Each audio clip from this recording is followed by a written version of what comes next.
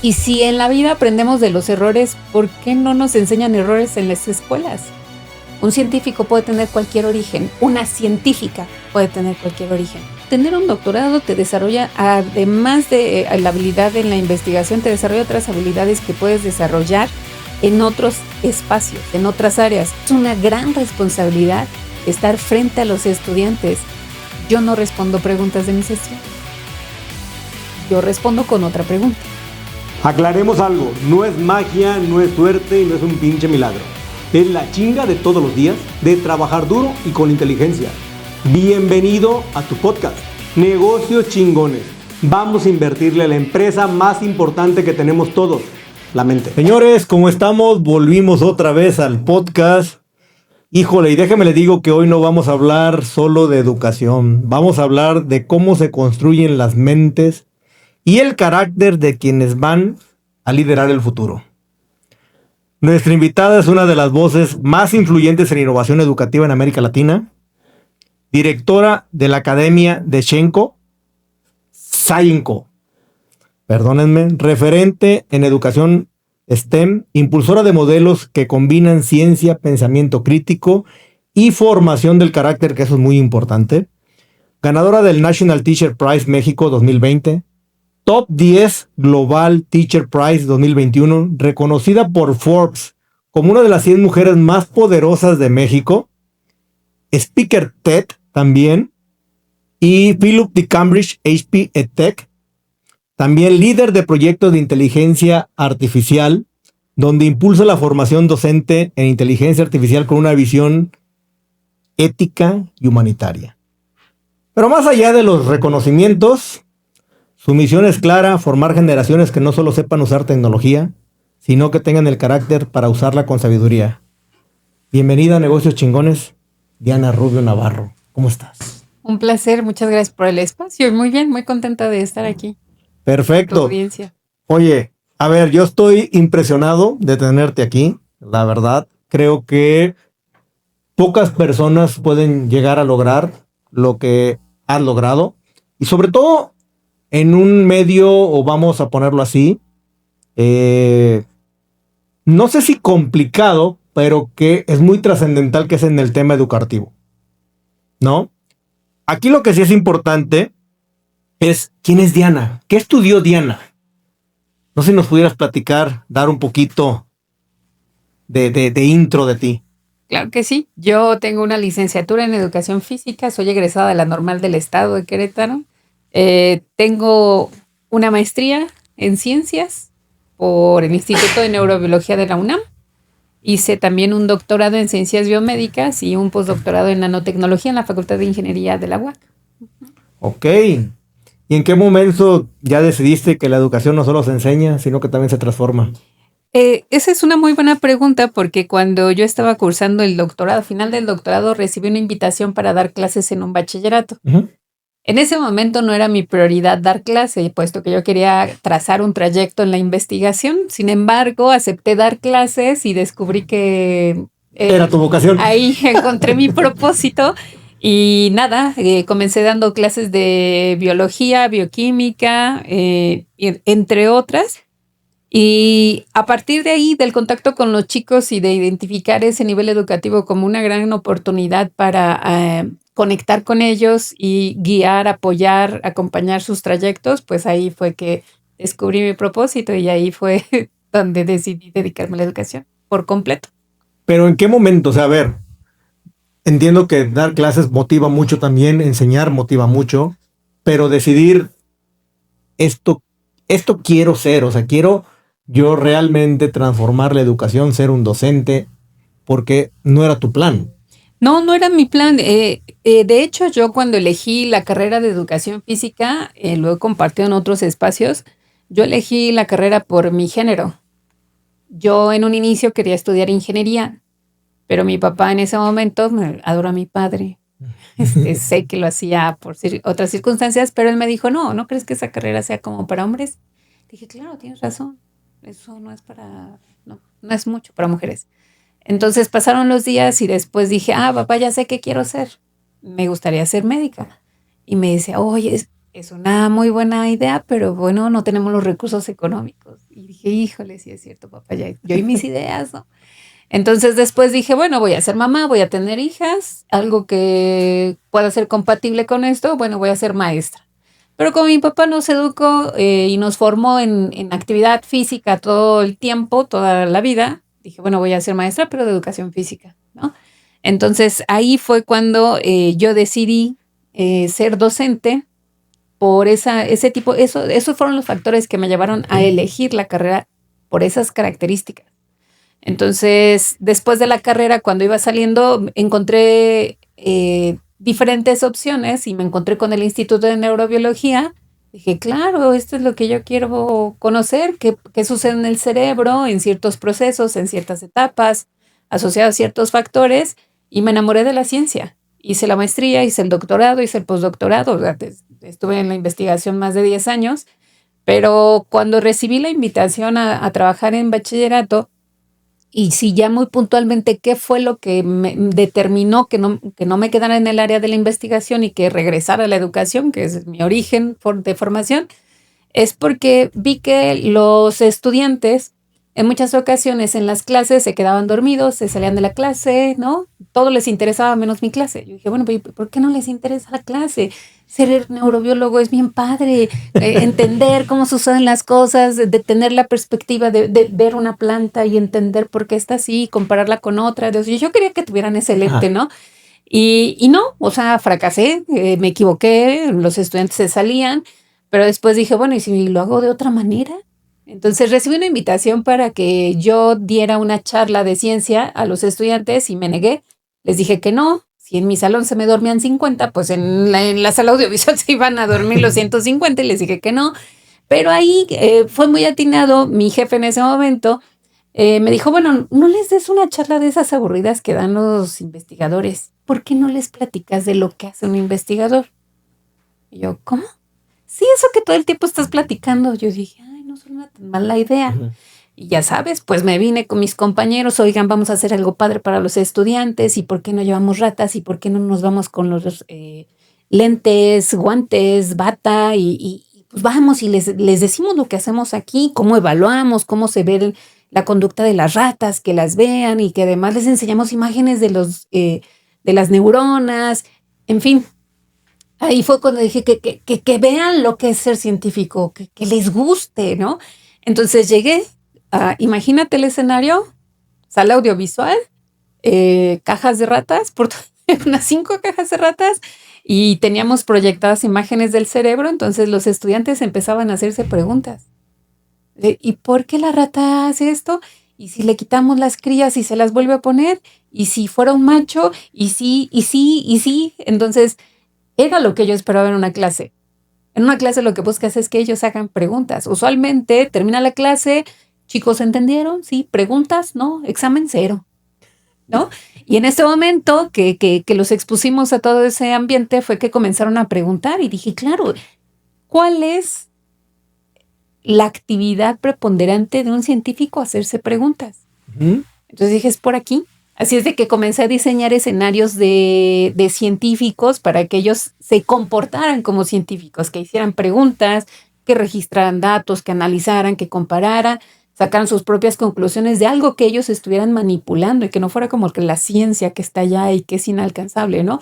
Entonces, a partir de ahí me di cuenta que los estudiantes podían desarrollar las habilidades científicas básicas, preguntar, hipotetizar, analizar, registrar datos, concluir, discutir, ¿no? Y eso sienta las bases de un pensamiento crítico, claro, coherente.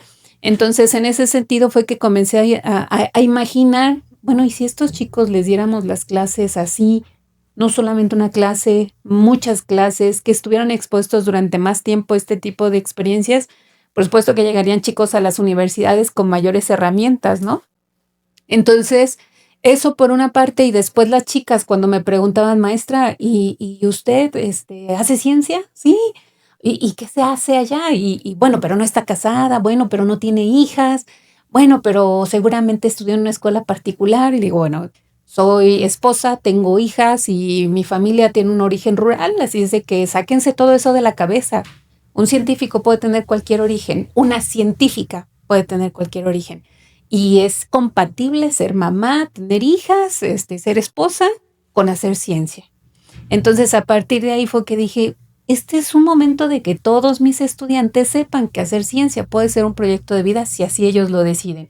Y si no, que al menos todos mis estudiantes pudieran desarrollar esas habilidades científicas básicas que te permiten tener un pensamiento claro, ordenado, coherente, y que, insisto, son las bases de pensamiento crítico. Dije, bueno, eso será mi intención. Entonces, eso fue lo que me ha motivado. Mucha gente me decía, bueno, es que si ya tienes doctorado, ¿qué haces en el bachillerato? Pues es donde se ocupa. Aquí es donde se ocupa. Entonces, se ocupa en muchos lados, pero yo ahí sentí mi propósito de decirle a los chicos que se podían dedicar a la ciencia, de mostrarle a las chicas que una mujer puede ocupar posiciones de liderazgo en las ciencias, en las neurociencias, y que ellas también se sintieran inspiradas y que pudieran tomar decisiones vocacionales afines a lo que ellos quieran y que no sea que ellos no lo vean como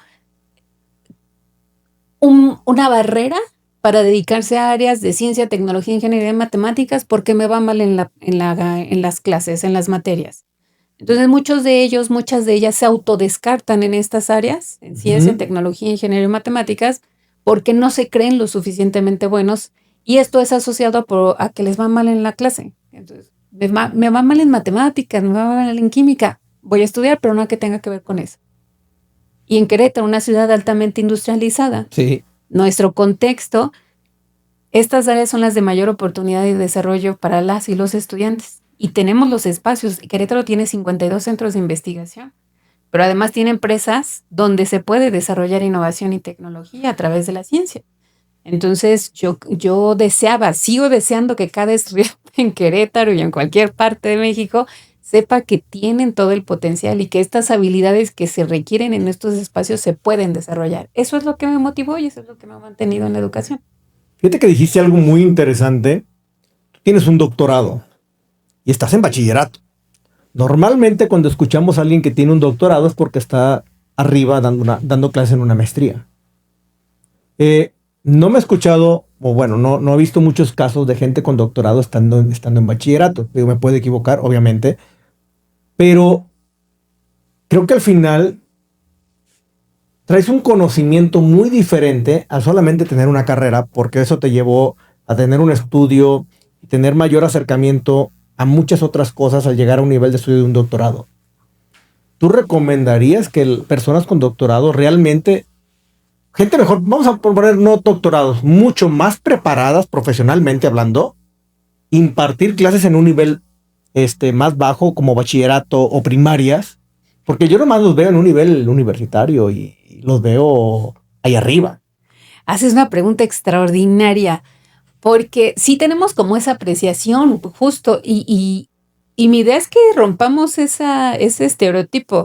Tienes doctorado, la academia. No, tener un doctorado te desarrolla, además de la habilidad en la investigación, te desarrolla otras habilidades que puedes desarrollar en otros espacios, en otras áreas.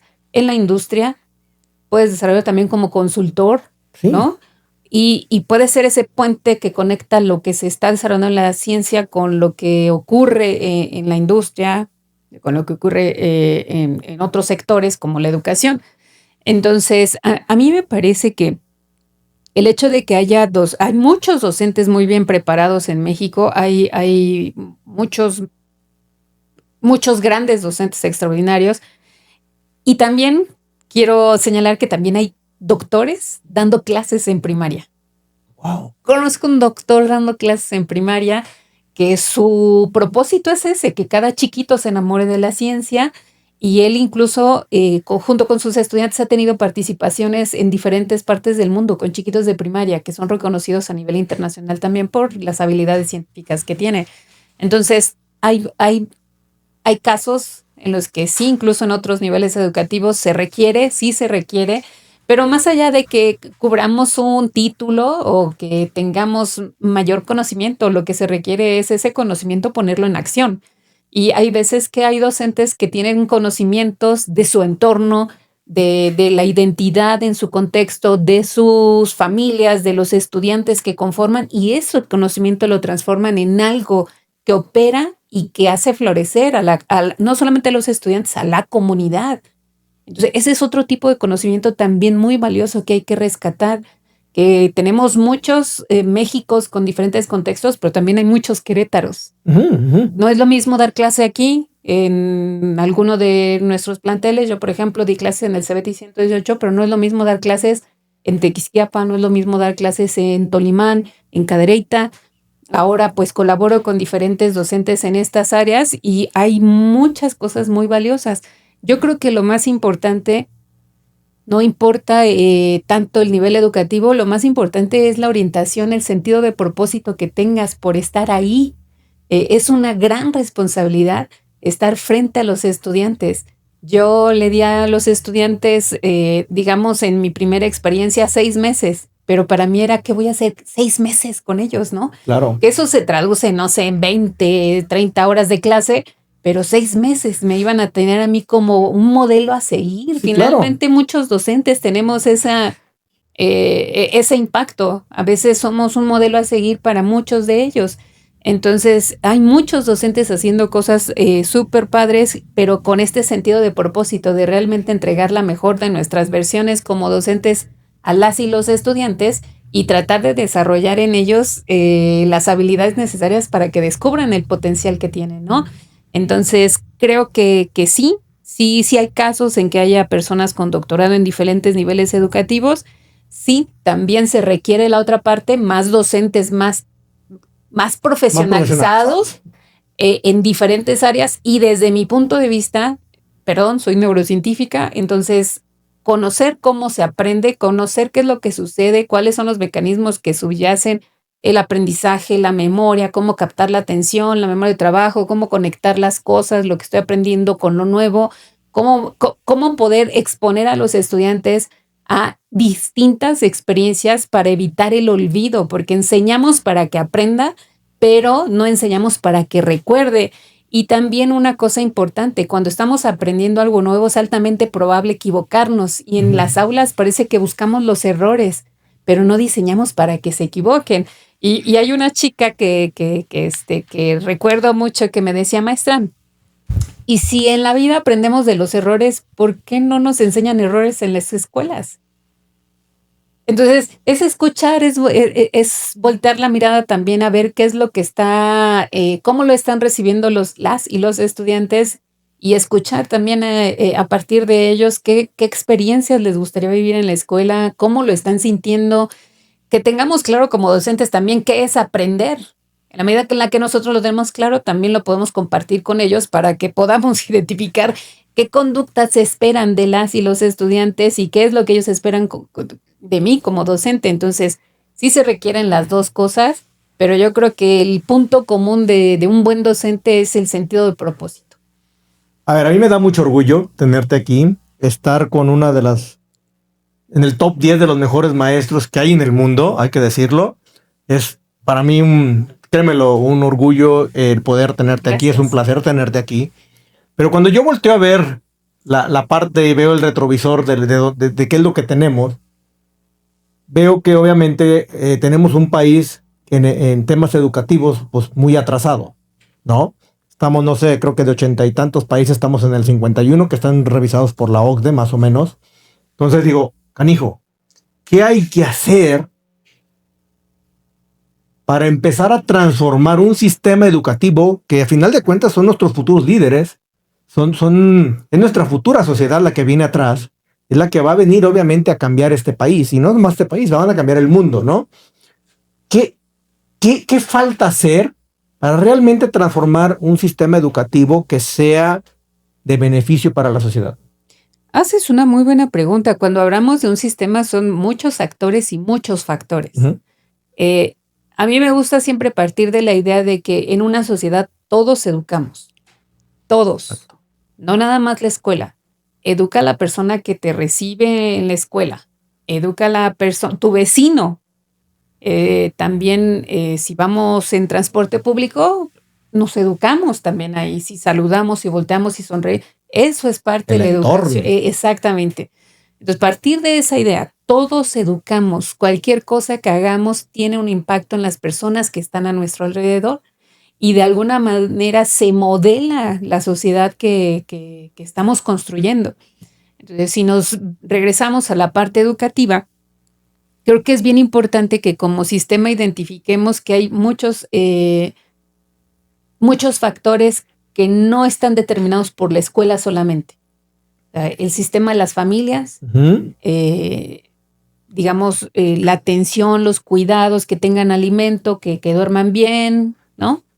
Todos estos son condiciones estructurales con las que no me voy a meter, pero que son necesarios. Influyen. Que sí hay que señalarlo, influyen. El dónde naciste y la familia, el grupo en el que estás, influye. Pero si nos vamos al terreno educativo solamente en el aula, lo que sucede en el aula sí depende de mí como docente. A mí me gusta verlo así. Mi chamba como docente es que la estudiante aprendan. Ese es mi compromiso, que vienen a mi clase y tienen que aprender. Hay conceptos irrenunciables que tienen que aprender de memoria, sí. Esos conceptos que le van a permitir entender mejor y comprender los siguientes semestres, los siguientes contenidos de los otros semestres. Entonces creo que eso es importante. Otra cosa también fundamental cuando hablamos de sistemas y nos vamos a los planteles es qué tipo de cultura escolar hay en un plantel. Cuando entras a un plantel, identificas rápidamente rutinas. Si llegas a una escuela, yo tengo siempre presente un director de la secundaria en la que fue mi hija. El director, desde antes que entraran los estudiantes, ya estaba en la puerta. Incluso recibía a los estudiantes a partir de las 6:30 para que el papá lo pudiera dejar y el papá llegara a tiempo a su trabajo, aquellos que entraban a las 7 de la mañana. Entonces, eso te habla de un compromiso del director importante, no solamente con el estudiante, con la familia.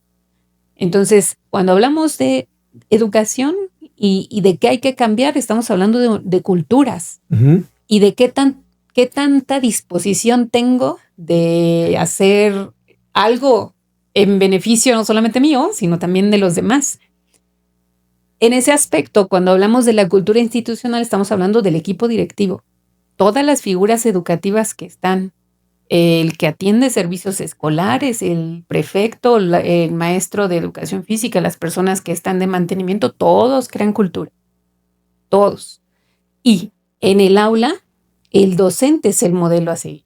Si el docente llega y dice, esta es la materia más difícil que van a tener, no la van a poder pasar, bueno, ¿cuáles son las expectativas que tenemos de los estudiantes? Entonces, si hablamos de un docente que diga, mi examen nadie lo pasa, bueno, pues entonces no estás generando las estrategias para que ellos aprendan, o está desvinculado lo que están estudiando con lo que estás calificando. Entonces creo que sí hay mucho que hacer en todos los niveles como sociedad, en la cultura de las escuelas y en el aula. Creo que 4 elementos importantes son fundamentales. ¿Cómo aprendemos? Todos los docentes deberíamos de saber cómo se aprende. Otra cosa fundamental es integrar actividades donde las y los estudiantes desarrollen no solamente el aprendizaje, que aprendan a leer, que tengan comprensión lectora, pensamiento matemático, sino que lo usen para algo, que realmente tenga algún sentido. Y otro es el carácter.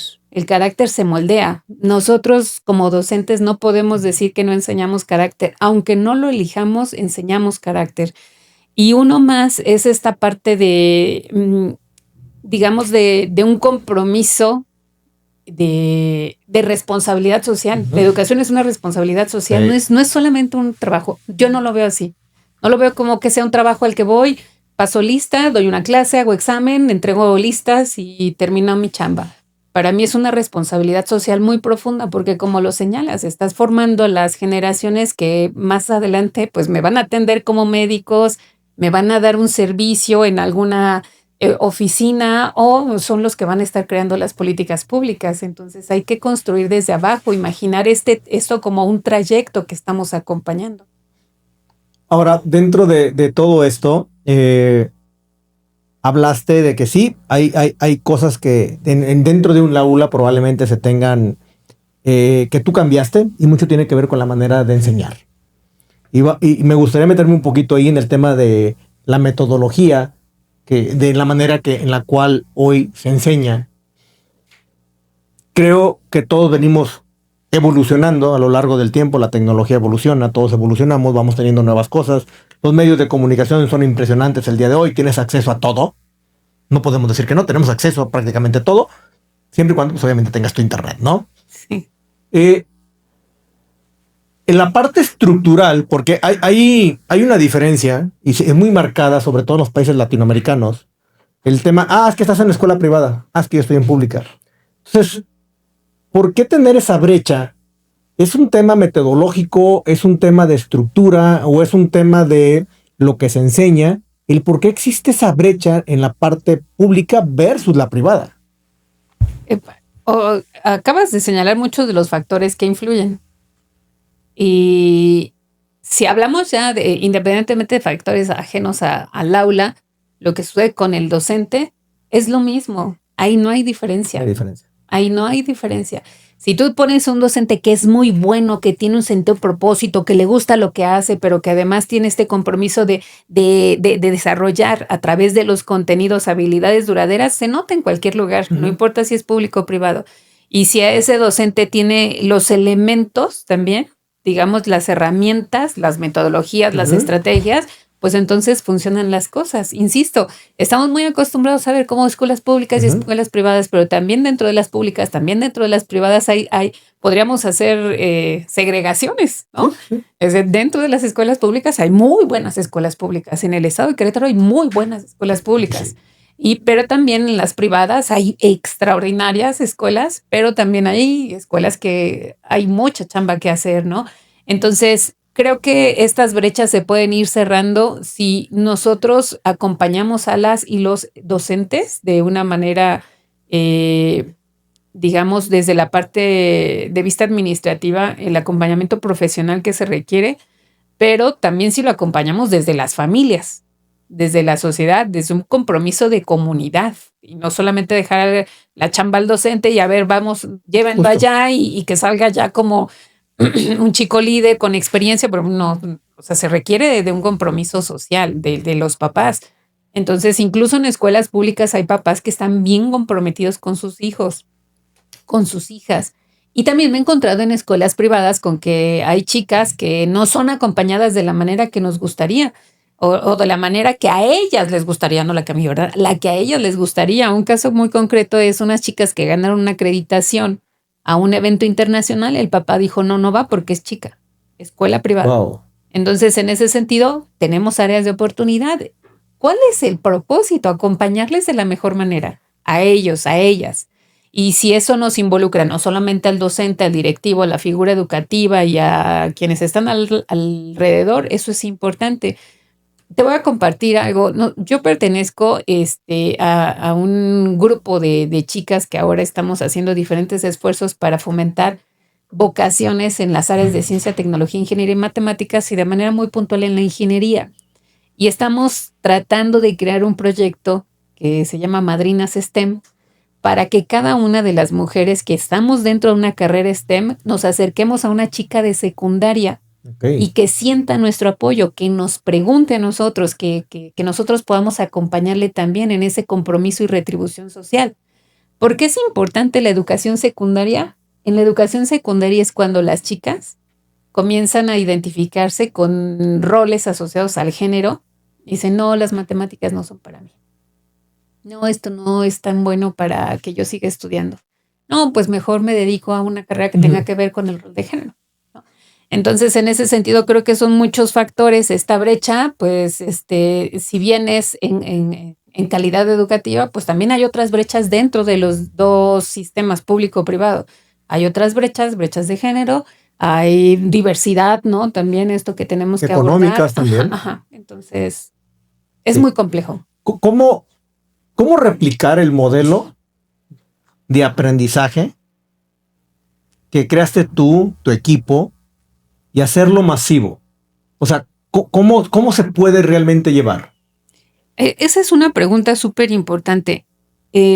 Cuando nosotros hablamos de educación y de replicar, creo que fue algo que en mí fue fundamental. Uh-huh. Yo comencé haciendo este tipo de experiencias que están fuera de lo normal. No 100%. Esperas que una maestra llegue y salga con los estudiantes al jardín y que todos estén observando y viendo y unos sentados y otros haciendo cosas, diferentes cosas. No esperas que tu clase, la mitad esté contigo y la otra mitad esté en la biblioteca. No esperas que a tu clase, bueno, no se esperaba tanto que a tu clase vinieran expertos de otras áreas para hablarle a los estudiantes, porque pues bueno, la clase es de la maestra, no del experto. ¿Y por qué tantas visitas? ¿No? Y entonces, ¿qué clase da ella? No se espera que los expongas a este pensamiento hacia el futuro, cómo te quieres ver, que los expongas a casos donde tú juegas un rol específico, ahora ahora vamos a hacer equipos, nos vamos a integrar. No esperas, además, vulnerarte con ellos. Ujú. Esto es bien importante. Cuando te vulneras, realmente conectas con ellos. Pero estamos acostumbrados a crearnos personajes para ir a dar clase. El profe rudo, el que no pasa a nadie, la maestra que es bien regañona, la maestra que no deja salir a nadie. No, conmigo era altamente probable que llegara y me dijera, maestra, puedo salir, tengo esta situación, mi abuela ha muerto, ¿y qué haces aquí? O sea, tú tienes derecho a 20% de faltas, no tienes ni que preguntarlo. O sea, ve, vive tu duelo, acompaña a tu familia, que vengan por ti, por favor. Ujú. O sea, conectar con la parte humana es lo que realmente cambia, conecta. Entonces, ¿cómo replicarlo?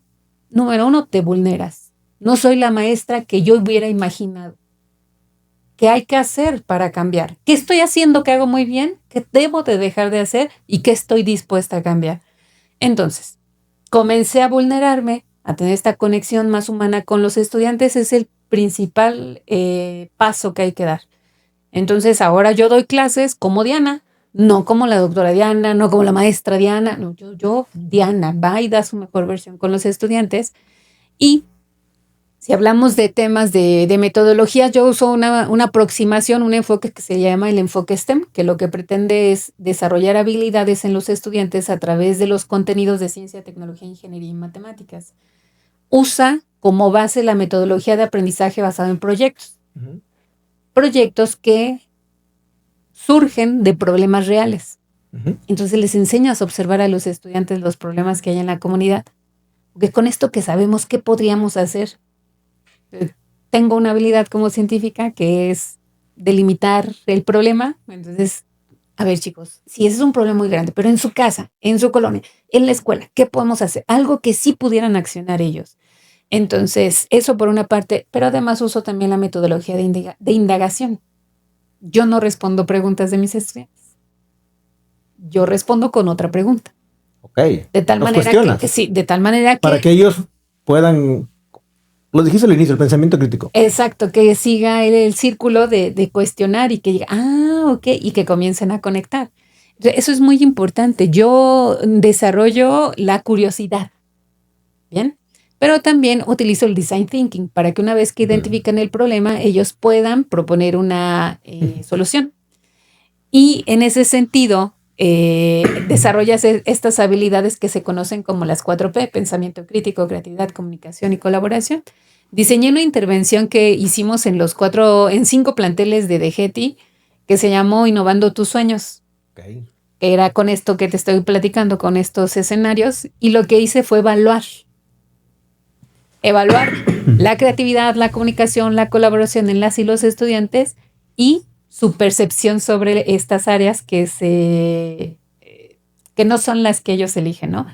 Entonces, cuando comencé a mostrarle los resultados, pues no hay nadie que eche para atrás, y tiene sus matemáticas detrás, ¿no? Entonces comencé a mostrar los resultados y de esa manera dijeron, bueno, pues a ver, lo pruebo.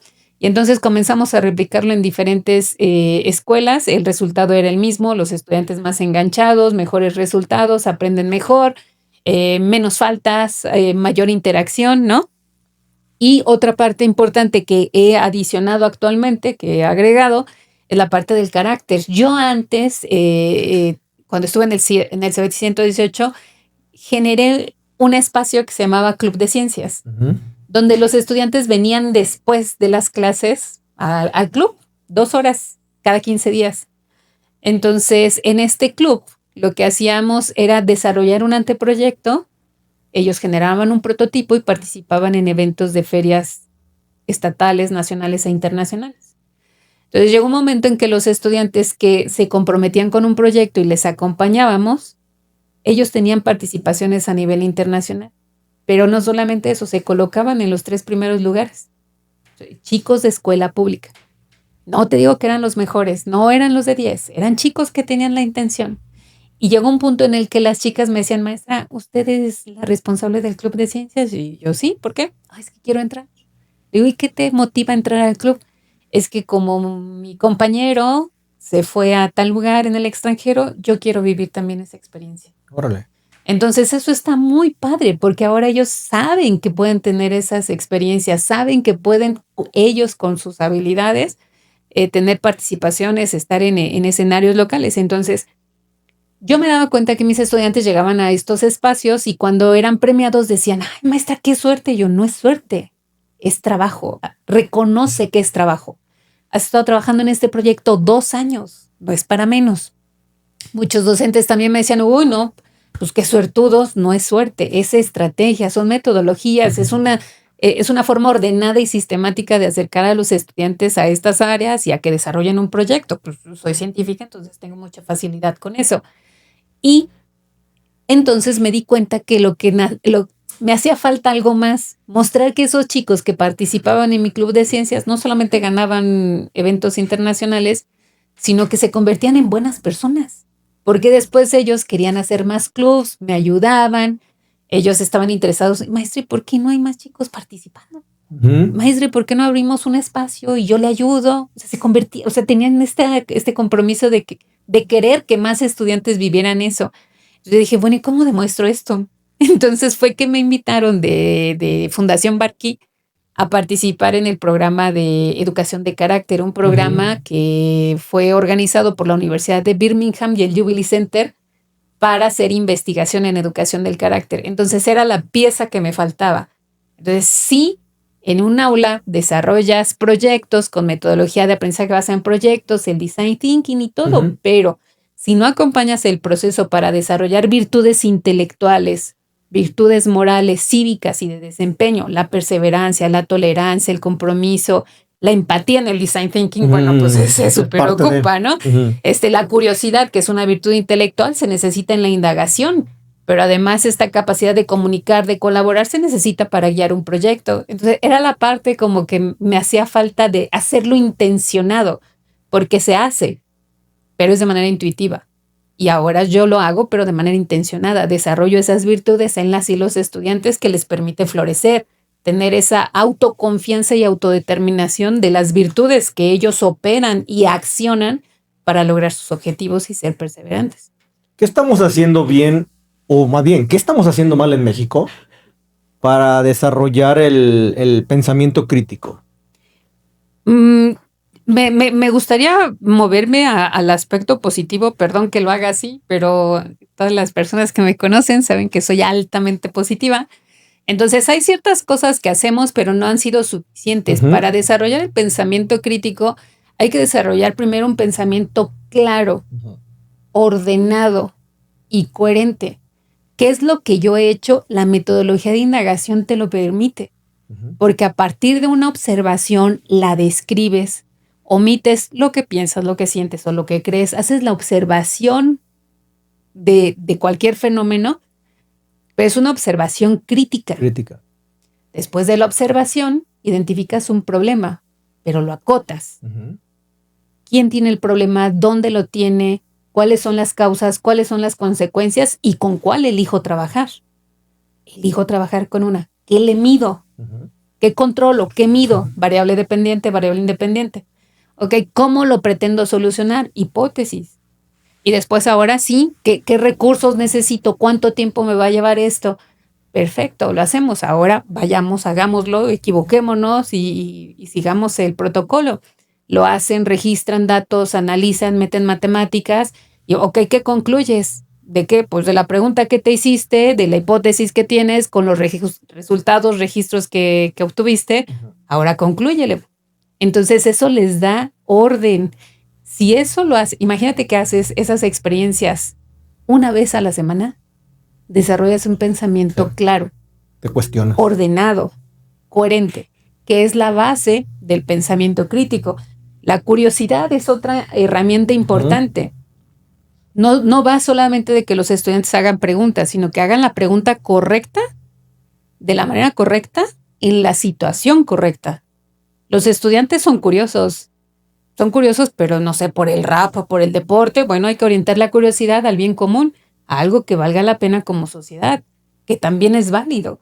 Entonces los estudiantes, si reorientas esa curiosidad y ellos se describen. Nosotros tenemos un proyecto de STEM que de manera muy particular desarrolla la curiosidad.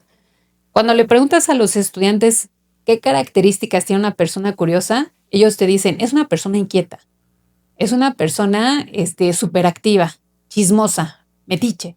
Tiene una concepción negativa de la curiosidad, porque esa concepción la tenemos culturalmente los mexicanos, también otros países, pero no tienen una concepción positiva de la curiosidad. En la escuela, ¿quién pregunta? El que no pone atención, el que no trajo la tarea, el que estuvo distraído. Claro. ¿No? Y cuidado que levantes la mano porque todos, ya va Diana a preguntar otra vez. ¿No? Sí. Hay una connotación negativa. Siempre. Entonces, en el aula, lo que busco también para desarrollar el pensamiento crítico es desarrollar la curiosidad, reconocer que la curiosidad es una virtud intelectual positiva y que además los científicos tenemos esa curiosidad. Tasuku Honjo, premio Nobel de Medicina, le dicen, ¿cuáles son las características que te han permitido tener un trayecto importante en la ciencia y ganar un premio Nobel? Primero que nada, la curiosidad. No es el único. Hay muchas personas en puestos importantes en la ciencia que se describen como personas curiosas. ¿Y cómo enseñamos la curiosidad en el aula? ¿Cómo lo haces? Desarrollando preguntas. Primero, muchas preguntas. Un fenómeno. Háganse preguntas. La mayor cantidad de preguntas, clasifíquenlas. Ahora, preguntas básicas, preguntas profundas y preguntas investigables. Y las preguntas que ni Diana puede contestar. Y Diana también hace preguntas. En esa medida, ellos observan en mí que yo sigo siendo curiosa. ¿Cómo trabajar la atención? Lo comentaste al inicio que cuando empezaste a dar clases, por ejemplo, pues nadie te ponía atención. Uh-huh. A todos les valía. ¿Estamos? Uh-huh, uh-huh. Y entiendo también que como humanidad hemos evolucionado. Pongo evolución porque al final de cuentas hemos cambiado y creo que muchos de los cambios también han venido tecnológicos, donde la atención es más complicada ahora. Vivimos de pequeños destellos y eso creo que también mucho generado por redes sociales. Vivimos de pequeños momentitos de videitos y eso obviamente te va generando una atención, pero de muy corta, que al final de cuentas lo que hace es que la gente se distraiga muy rápido ahora porque pierde la atención muy rápido. ¿Cómo trabajarlo para decir, todos me están poniendo atención, ¿qué hice? Muy buena pregunta. ¿Recuerdas la escena que te compartí de las ratas y todo esto? Claro. Todos estaban poniendo atención, tanta atención que estaban preguntando. Uh-huh. Entonces, ¿qué es lo que diseño? Algunas actividades que sean provocadoras, que tienten, uh-huh. Que sea, la maestra nos quiere, usted va por ahí, trata de decir esto. La pregunta que sí me explicó. O sea, tu creatividad tiene que estar al mil siempre. Siempre. Ese es el principal compromiso de un docente. Una maestra de preescolar me dice, maestra, y este tema de la atención, y cómo la desarrollamos. Bueno, es que ustedes tienen una facilidad para desarrollarla porque hacen storytelling, porque además ellas, a ver, chicos, y ahora vamos a hacer esto, personajes. O sea, es otra forma también de atraer la atención. Contar historias, hacer personajes, tentarlos, porque definitivamente como docentes tenemos que robar la atención. Un estudiante que no pone atención no está entrando la información, no va a aprender. Y yo he escuchado en muchas ocasiones que dicen, no, pues reprobó porque no puso atención. A ver, no, robar la atención, tentar las preguntas es lo primero que hay que hacer como docente. Ese es el principal reto. Poderlo hacer, hay muchas estrategias para hacerlo.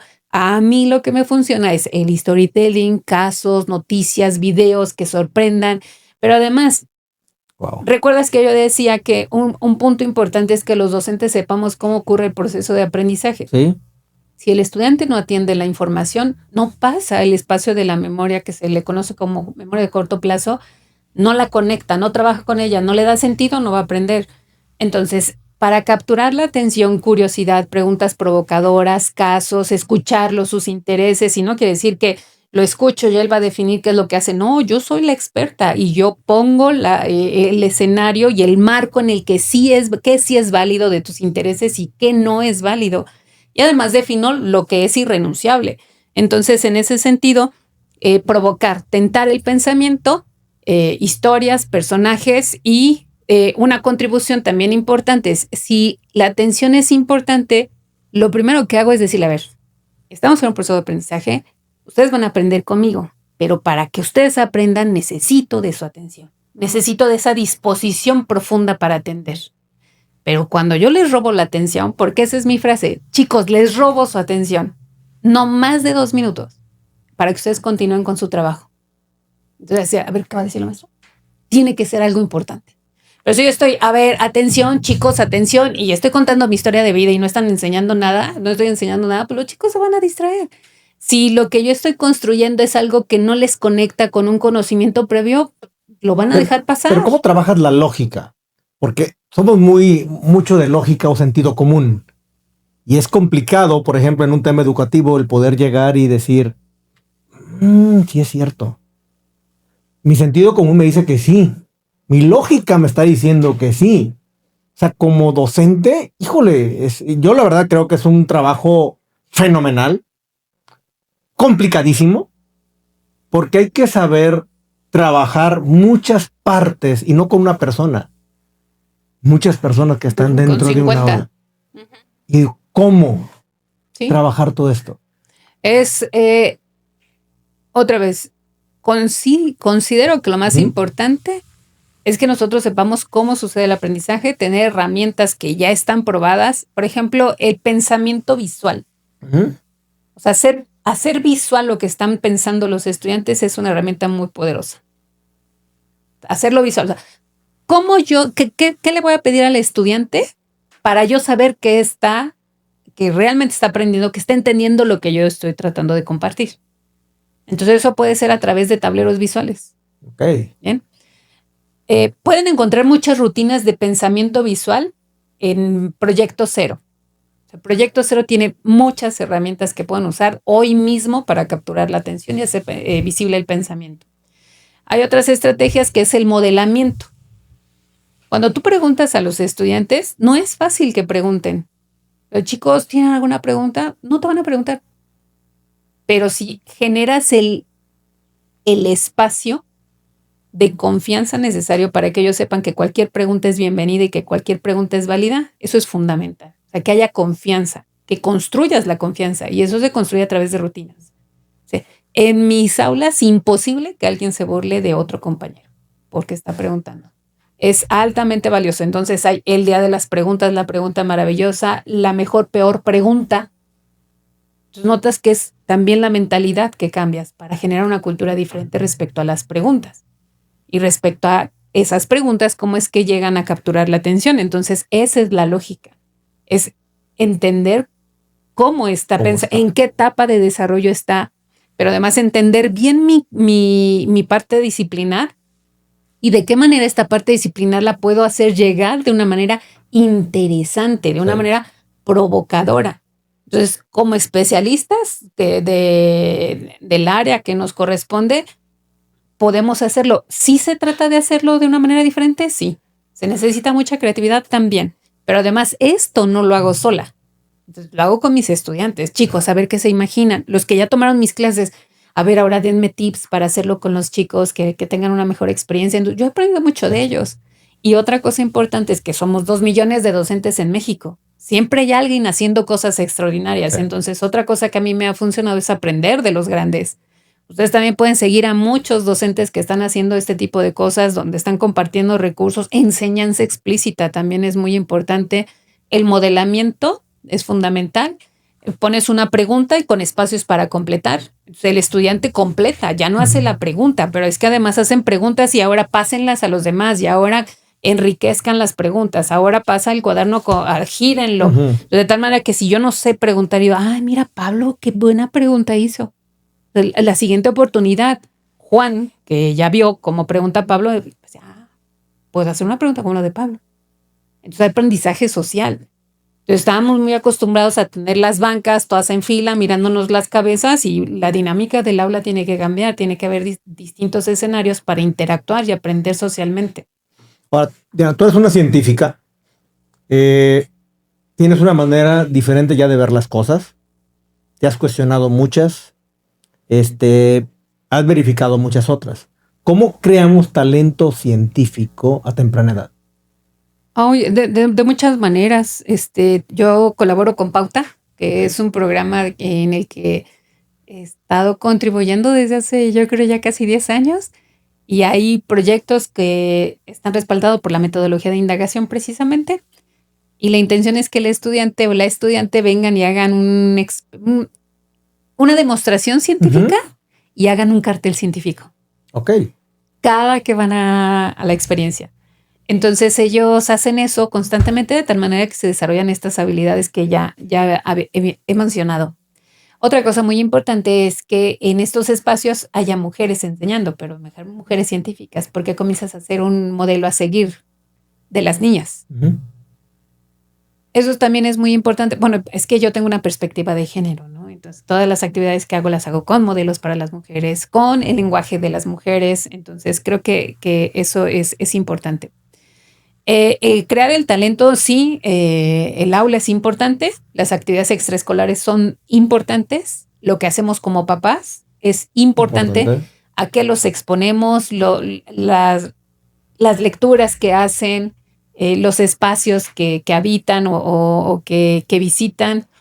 Nosotros hacemos un congreso que como papá lleven a los chicos, a las chicas a los congresos, a los eventos. Los centros de investigación muchas veces tienen días de puertas abiertas, llévenlos, o sea, exploren. En el Instituto de Neurobiología está la Semana del Cerebro, que es en marzo. Pueden ir, visitar qué es lo que se hace y que se comiencen a inspirar, y el talento se comienza a construir así desde chiquitos. Cuando estamos en la secundaria, en el bachillerato, es acompañar el trayecto, que él defina, que tome una decisión vocacional bien informada, que además observe que todas las posibilidades, o sea, que su radar de opciones esté muy, muy amplio, que conozca todas las posibilidades, y a partir de eso que desarrollemos las habilidades que se necesitan para que ellos tengan un autoconcepto distinto y digan, claro, la maestra me enseñó a hacer ciencia, yo he hecho ciencia, pero además expuse con un cartel científico y conozco a científicos. Claro, yo puedo tomar una carrera en la ciencia. Yo soy mujer, conocí a mujeres científicas y creo que me inspiraron, ¿no?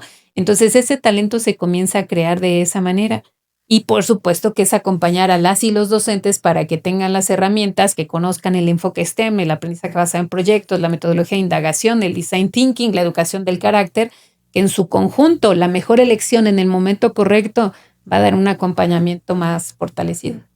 ¿Qué es la educación del carácter? La educación del carácter son todas aquellas actividades implícitas y explícitas que hace el docente para enseñar virtudes que le permitan al estudiante fortalecer su carácter. Hay 4 tipos de virtudes. Entonces, dentro de esas virtudes, nosotros elegimos algunas intencionadamente. Hay virtudes intelectuales, que son las que nos permiten desarrollar un sentido de búsqueda profunda por el conocimiento y la verdad, entre ellas el pensamiento crítico y la curiosidad. Hay virtudes morales, que son las que nos permiten relacionarnos y vivir bien en comunidad. La orientación al servicio, por ejemplo, el voluntariado. Entonces, no de la ciudadanía.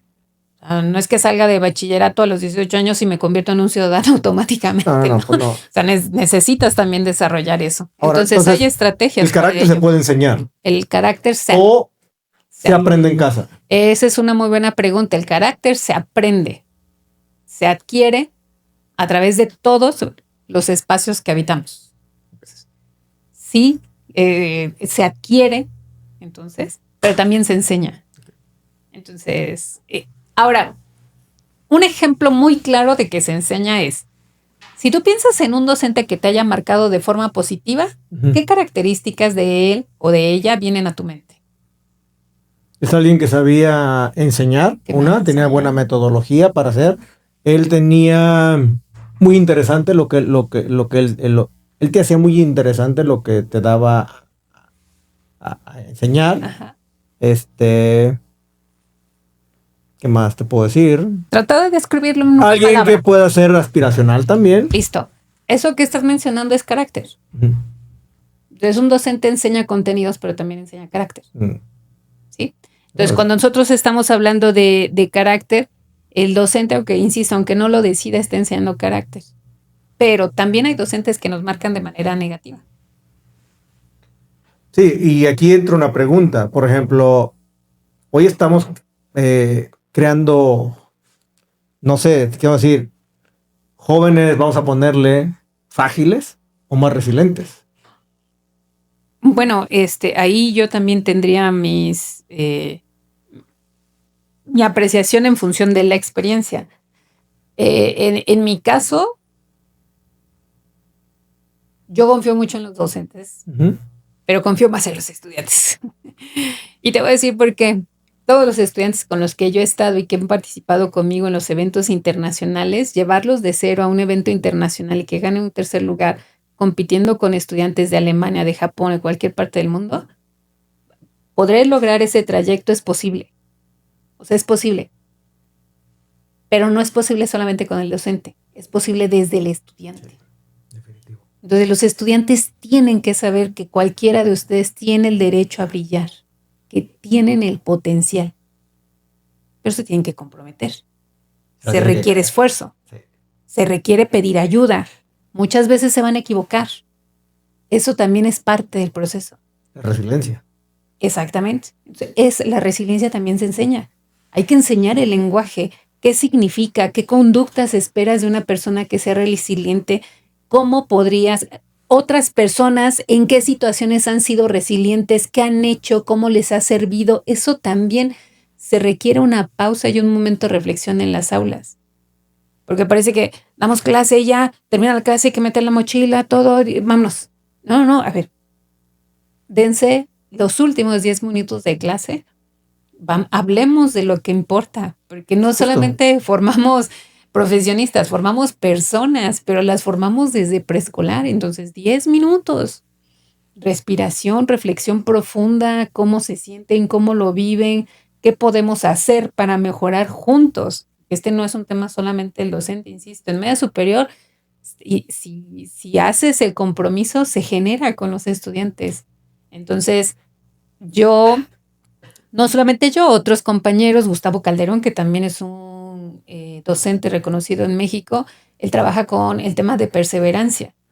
Mariela Guadagnoli, que está en Argentina, ella trabaja con la resiliencia. Ella, por darte un ejemplo, el índice de deserción que ella tenía era del 80% en bachillerato. Implementó un proyecto de resiliencia y disminuyó la deserción al 20%.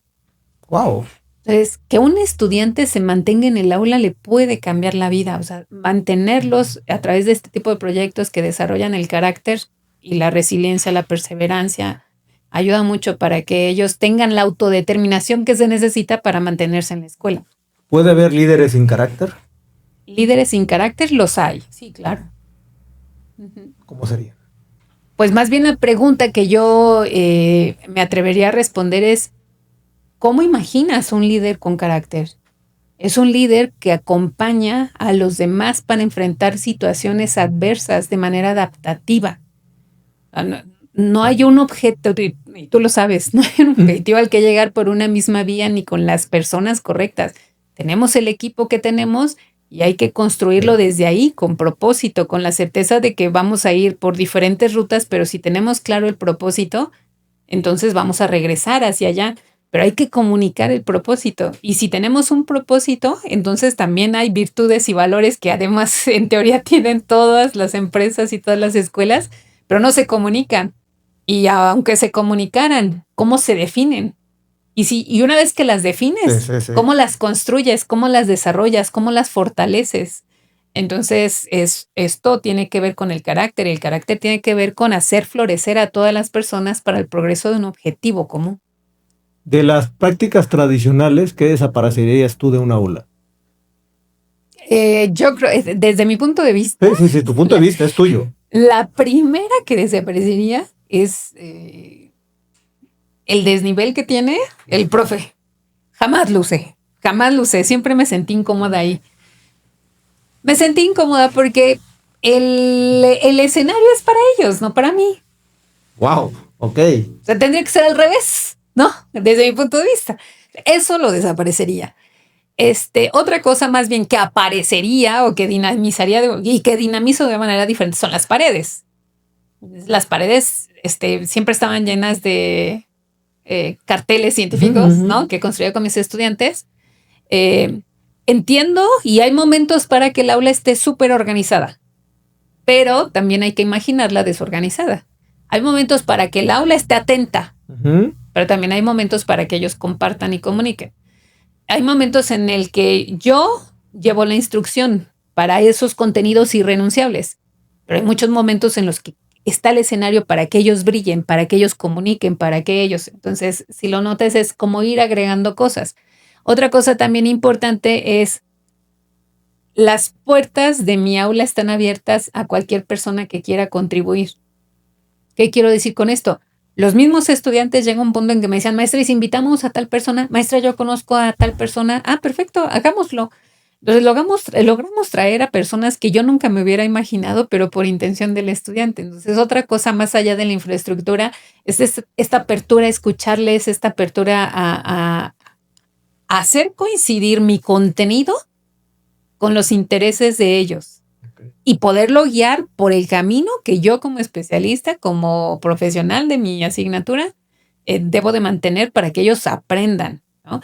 Entonces se confunde mucho con que, pues entonces ahora que ellos digan lo que se enseña y lo que... No. Ahí yo soy la experta. Entonces yo puedo poner caminos para llegar al mismo objetivo, pero después de esos caminos no hay opción. Digo, ya no es que ya estamos en la era de la inteligencia artificial, ¿no? ¿La educación está lista para la inteligencia artificial? Qué buena pregunta. Justo hoy estuve charlando con colegas que son líderes a nivel global en educación de Hewlett Packard, Cambridge, entre otros.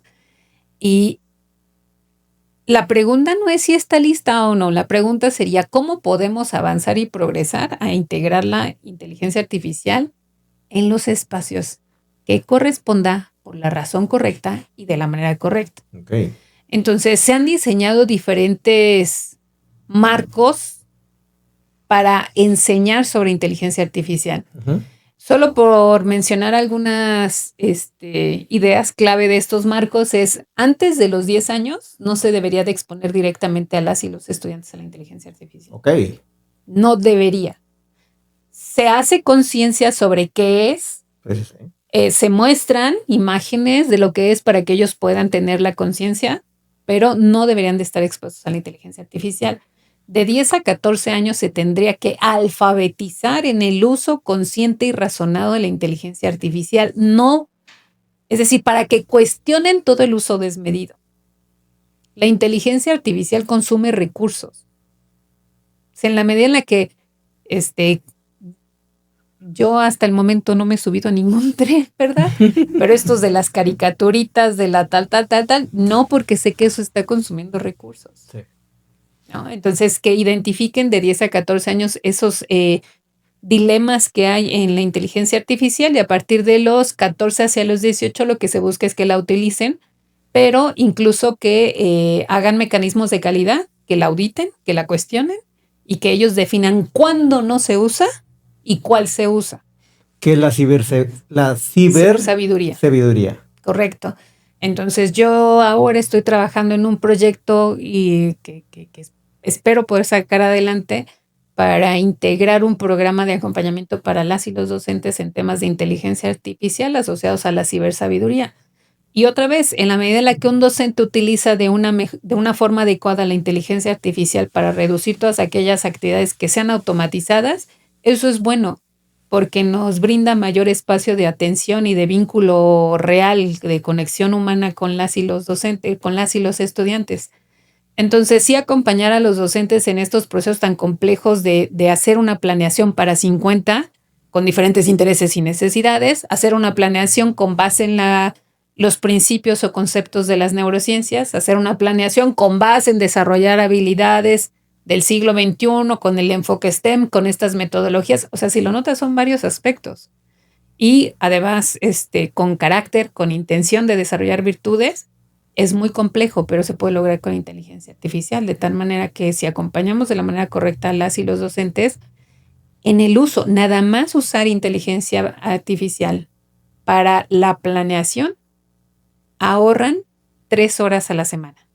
Wow. Hay algunos que ahorran hasta 7 horas a la semana.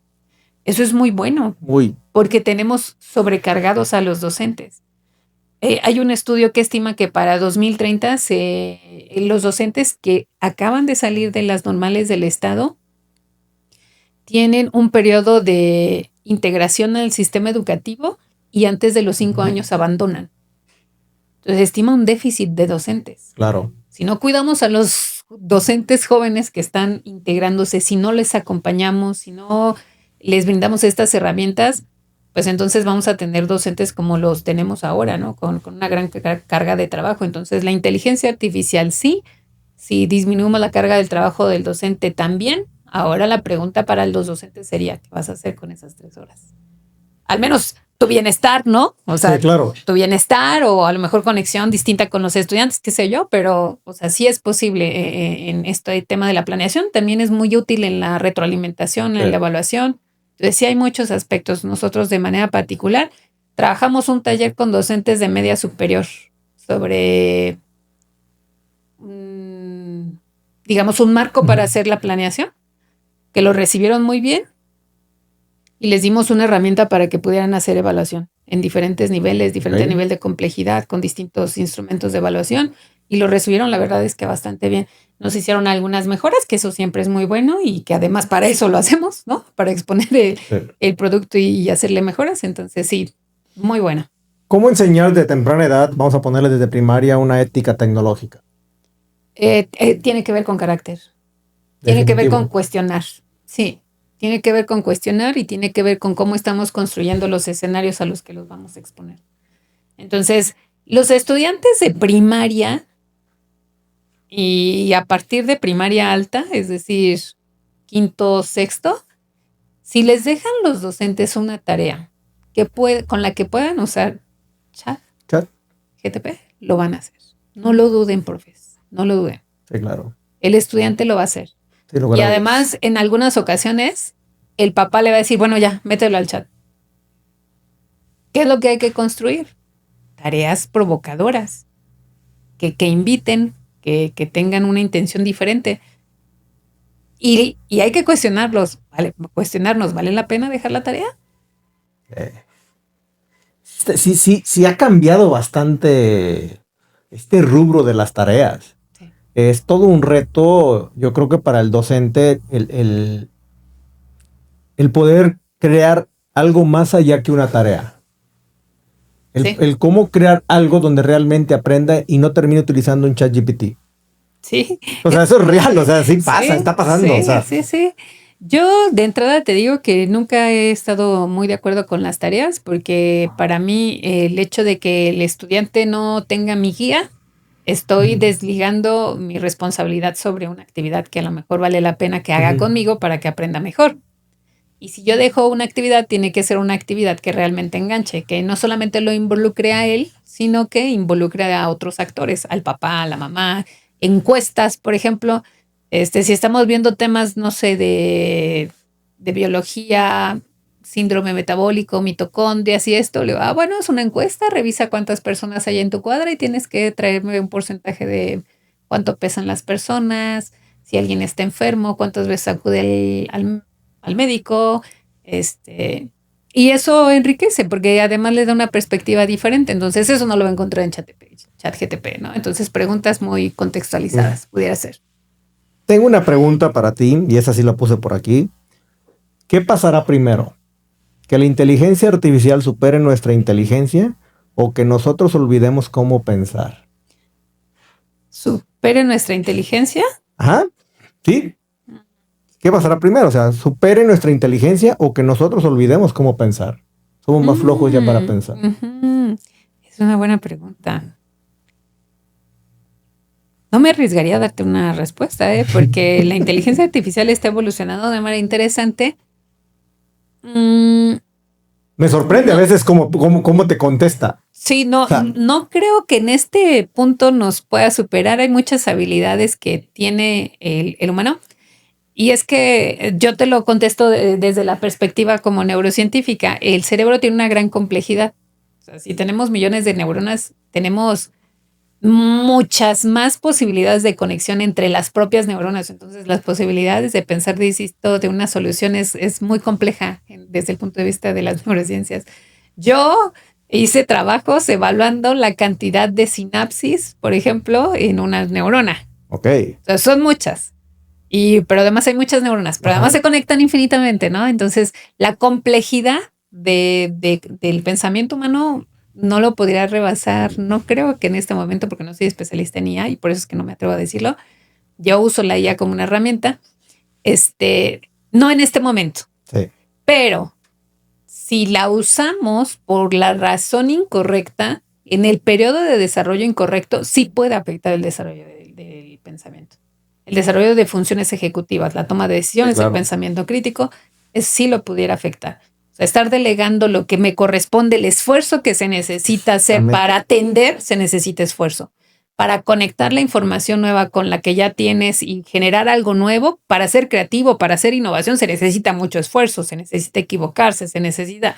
Entonces, es mucho esfuerzo. Si no estamos dispuestos a hacer ese esfuerzo cognitivo en el periodo que corresponde, entonces sí, yo podría decir, no, a ver, no, espérense, ya no la usemos más. Entonces, sí nos podría rebasar, porque en ese sentido, pues no estamos dejando el desarrollo cognitivo en la ventana de periodo de desarrollo correspondiente. Correcto. Una pregunta también buena para ti.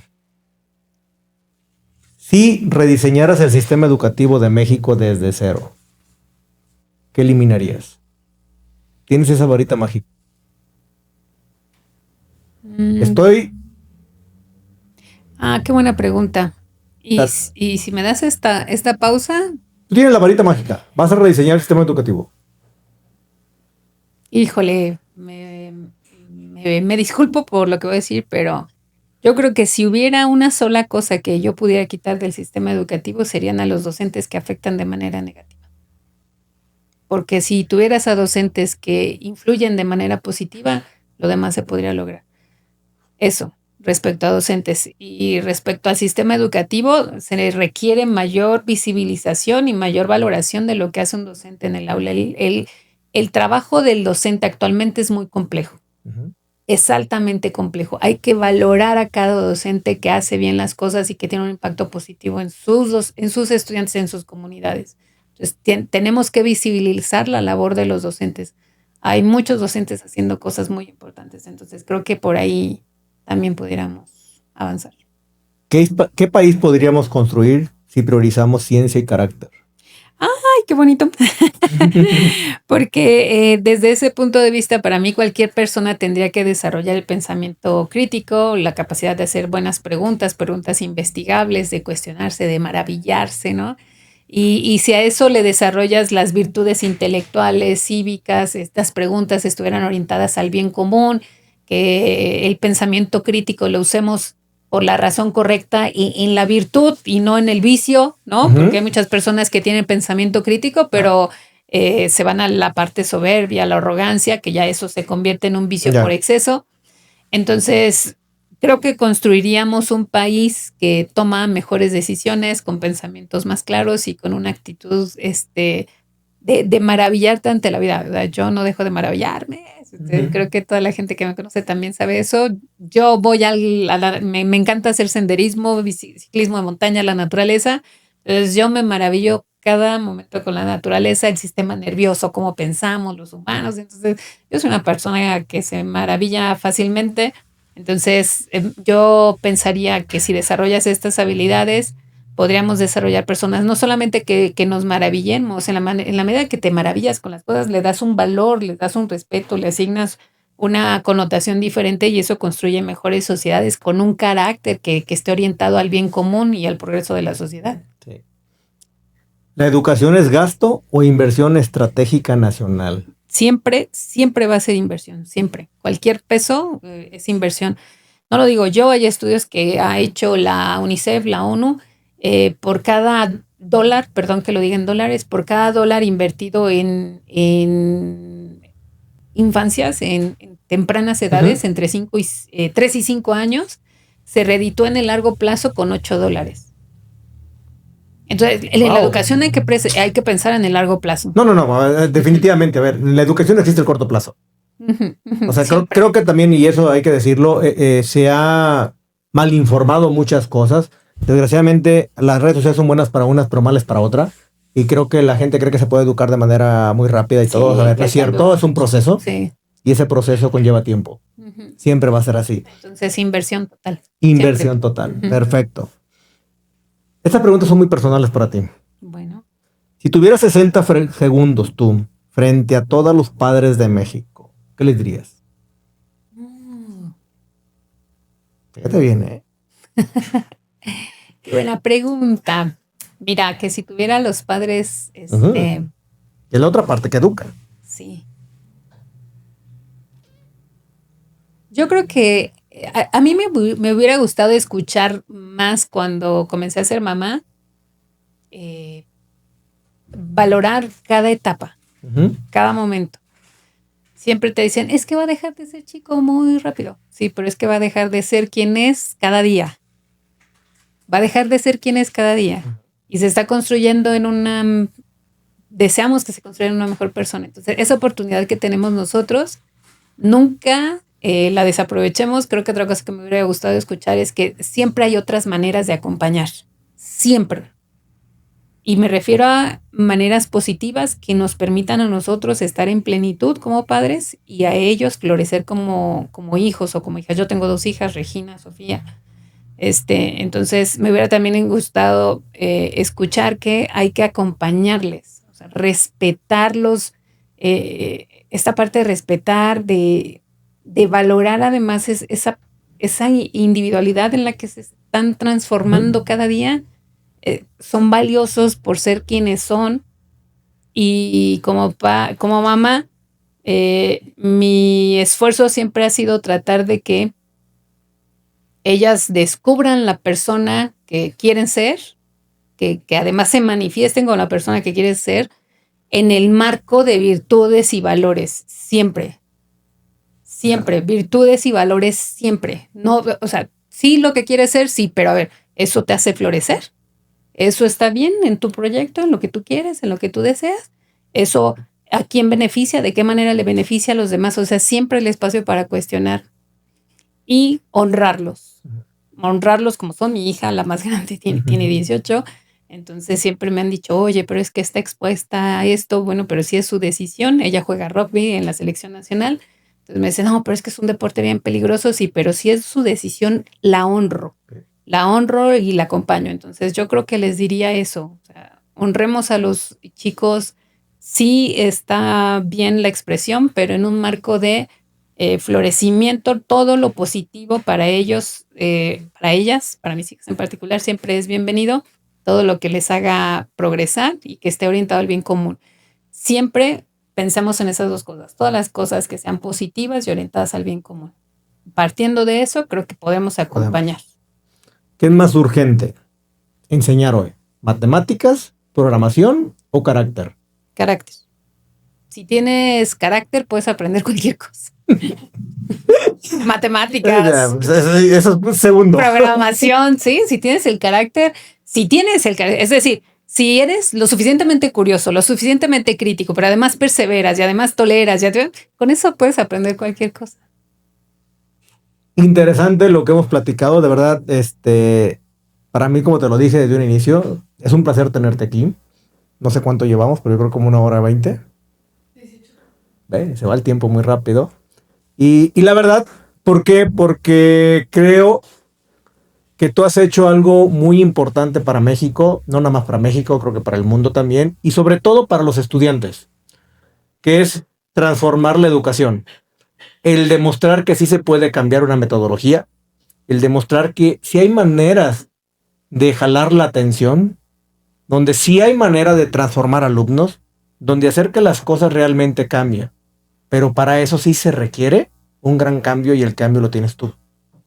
Viene de ti. ¿Sí? tú no esperaste que el entorno te cambiara. Tú llegaste a cambiar un entorno. Y esa es la gran diferencia de grandes líderes. Entonces te felicito por lo que has logrado. Te felicito por compartir el día de hoy todo esto que nos vienes a enseñar prácticamente. Y que la gente que nos escucha, que la gente que nos ve también lo tome de esa manera. Y que también empiece a hacer ese pensamiento crítico. Lo que escuchas, cuestiónalo. Uh-huh. ¿Por qué se trata esto? Este tipo de pláticas se hacen justamente para aprender. Yo lo tomo así siempre. Yo invito a personas que pueden ser muy interesantes en un tema particular, ¿sí? Porque también yo aprendo. Pero no más yo. Quiero que la gente que nos escuche también. Y que no nada más, como decimos todos, incluso no se crean. Cuestiónense. Sí. No hay verdades absolutas. Existe la parte relativa y cada quien la va a encontrar. Pero es justamente la parte donde te lleva ese pensamiento crítico. Y de verdad, pues quiero agradecerte por ese tiempo. Un placer haber estado contigo, un placer compartirlo con tu audiencia. Y nada, a mí me pueden seguir en mis redes sociales como Diana Rubio. Por ahí va. Pueden contactarme por ahí, en Instagram, en Facebook, en Twitter, no, en X. Y pues nada, ahora también acompañamos a través de Cienco, que es la iniciativa que estoy yo liderando en la parte académica, porque justo esta parte que ya nos ha tocado vivir, experimentar, modificar, pues ahora queremos hacerla llegar a las y los docentes de una manera diferente, pero también a las personas, a los profesionales que están en cualquier área. Pues ya escucharon, de cualquier manera vamos a estar aquí etiquetándote, tanto en la parte del podcast, en la parte de YouTube, en la parte de redes sociales, porque esto es importante compartirlo. Bueno. Entonces, ya saben todos, no se les olvide, si ya escucharon el episodio, ya vieron el episodio, no sean gachos, denles un poquito de amor, denle por ahí un like, denle seguir, como sea. Y sobre todo, creo que es importante también, vayan a seguir a Diana. Créanmelo que van a aprender mucho de todo esto. Mi estimada Diana, muchísimas gracias por tu tiempo. Un placer haber estado aquí. Saludos a todos, cuídense, bye.